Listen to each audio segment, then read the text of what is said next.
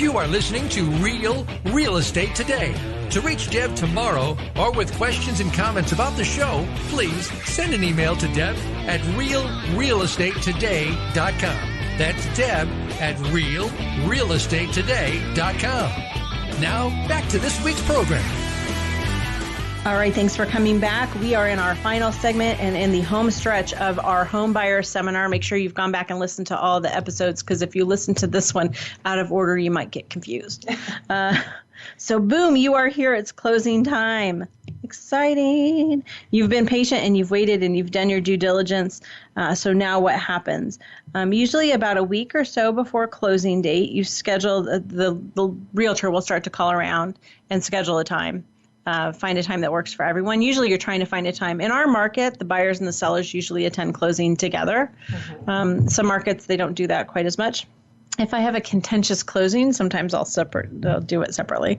But usually you got to find a time that works for the buyer and the seller and the title company and the realtors. So that can get a little tricky, but that's usually not done until we know for sure we're good to close. So that's about a week ahead of time. And what's important to know is that this is done during the business hours. So you need to figure out your work schedule.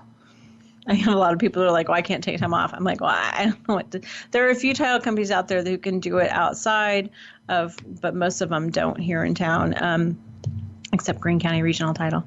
They will do it after hours. So figure that out too. And then about this time, the one thing I swear I always forget to tell my buyers, always forget, every time. Which is? Call to get your utilities lined up. Yeah. It's so simple, and I always forget it. And I'm always like, crap. So that you want to be doing that about that same time too, based on what day you take possession. But the big thing that we are waiting for is what we call the CD, or what does it stand for? Closing disclosures, right? Correct. Which doesn't sound like it has anything to do with numbers, but it does. So can you tell us a little bit about that process? The closing disclosure, the final closing disclosure will have all the final numbers, all third-party fees, the lender's fees, if you're a seller, you'll have the realtor fees that you're paying and things like that. So this is the final number of everything. And so this CD must be given to the borrower, at least 3 business days prior to the loan closing. And then you can't change anything on it. So they had to have had some form of that CD in their hands to review so that they can start asking questions, because it's 6 pages long. And it could appear, overwhelming to people, but it is broken down into like debits and credits and things like that. But that is given to the borrower so that they know how much money needs to be brought to closing, or in the form of a wire transfer. Right. And this is a great thing that started a couple of years ago, where this closing disclosure has to go out 3 days before closing. So we actually know if it's a mortgage deal. This does not apply if it's cash, but if it's a mortgage purchase, and that closing disclosure does not go out 3 business days before closing, we're not closing. So that's good to know.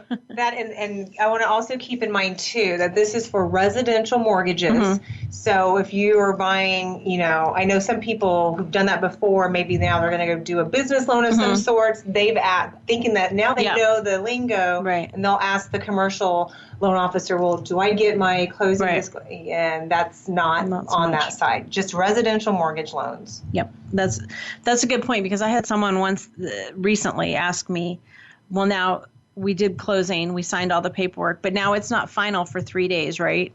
Like they could take it back. The sellers could take the house back. And I was like, no. They said, well, my mom told me. And I was like, yeah, I'm not going to say your mom's wrong, but your mom's wrong, because that is for a refinance of a primary residence. That you can, it's called a rescission period, where you can sign the paperwork and then you have 3 days to have buyer's remorse and change your mind. Exactly. I don't understand why, but you do.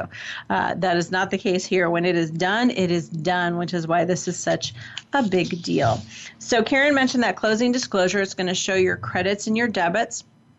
So your purchase price plus your cost of getting mortgage, your homeowner's insurance for first year, all that stuff is going to be your costs. And then there's going to be credits, which is going to be your mortgage amount, your earnest money, any seller paid closing costs. And then the difference between those two numbers is what you need for closing. And in Indiana, again, this varies by state. In Indiana, if that number is more than $10,000, then you have to wire that money. And so you go to your bank, we give you wiring instructions, and you just hand the paper to your bank and say, I got to wire money, and they'll take it from there. They know what to do. Or like the poor gentleman that closed, he had $60,000 in cash, and he called the title company. He said, can I just bring you cash? And they said, no. You can't. Yeah. And we were pondering that. We're like, I'm not really sure why, except maybe they just don't want to mess with, but then we decided it's probably a government thing. Like, you can't, if you deposit $60,000 in cash, you're going to be like, where'd this come from? There is a lot of recording information when you're doing high volumes of currency. Yeah. But but the title company is, or an attorney's office that you're going to, that's not they're not to be given, they're not a depositing type of institution, like bring cashier's check or wire. Right. So be prepared for that, to wire those funds if it's more than $10,000. If it's less than $10,000, it does need to be certified funds, which is a cashier's check. A lot of people just see check in their mind because they're so excited. They kind of glance over the cashier's part and they bring their checkbook, and then we have to send them off to a bank to get a cashier's check. So I say that like it's happened a million times because it has. All right. So you want to do that the day before closing. And then a day before closing or the day of closing, I highly recommend you do a final walkthrough. I've heard all kinds of horror stories, and actually one of the last ones I did, it wasn't a horror story, but there were some things. There was stuff that was not, there was some repairs that were supposed to be done that hadn't been done. There were some things that were supposed to be moved out and, hadn't been moved out. Right. And so we were able to get that addressed before final closing. Because at final closing, it's typically like, you're done. Right. There's no going back. Yeah. No takebacks. Yeah. At the closing table, you will need to bring your driver's license or a form of ID. Typically driver's license. U.S. Government issued. Passport, driver's license, military ID with a picture, something like that. Not your Netflix card or it used to be Blockbuster card, but I don't think anybody has those anymore.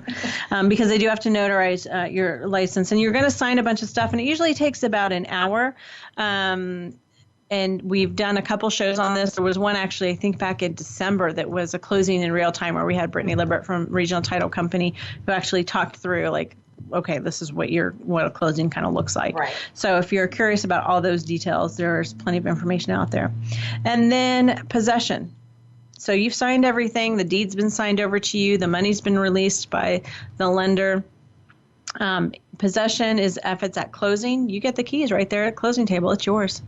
There's no 3-day waiting period or anything. If it's not a closing, if we've negotiated that possession is going to be a week or so after a closing, we're going to talk about, okay, how are you going to get the keys and when's that going to happen and all that good stuff. And then that's it. Then it's done. There's no balloons. There's no confetti. There should be. I know. But there's no, those party favor sounds where, It's a little anticlimactic, and I always tell the story about when I financed my very first car. I was in grad school, and my car broke down, and I had to buy a new car, and it was used, and I couldn't even drive it because it was stick shift. So I had to have the sales guy, test drive it while I rode in the passenger seat. I'm like, I don't know what works for me, because it was, the only thing in my budget, right? No air conditioning, but it's fine. But I bought it, and as I was driving off the lot, all the salespeople lined up on either side of me and applauded. And it was super cheesy, but guess what? 20 years later, I totally remember it. So I feel like we should do something like that. Yeah. But then, I don't know. Anyways. All right. Questions? No questions. But I was about to say, if you couldn't drive a stick shift and they're all lined up, are you choking on the clutch and they're clapping? Oh, no, my boyfriend was driving. Because he drove me over to the stadium so he could then immediately teach me how to drive a stick shift. Yeah. Okay. All right. So that concludes our world famous homebuyer seminar. There are going to be 12 segments to this.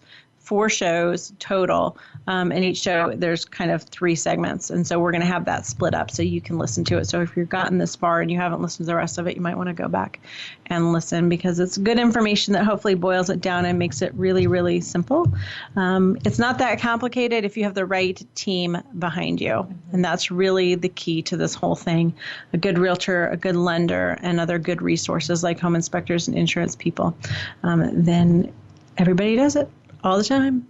Not that hard. Don't be afraid. Yeah. All right. Thanks so much for tuning in. We're going to be back next week with a great show. We're starting a new series. I'm going to tell you about it on Facebook. So look me up on Facebook, and you'll find out we've got a new series that I'm pretty excited about. It's kind of cool. Thanks so much for tuning in. This was Real Estate Today, your home for smart real estate.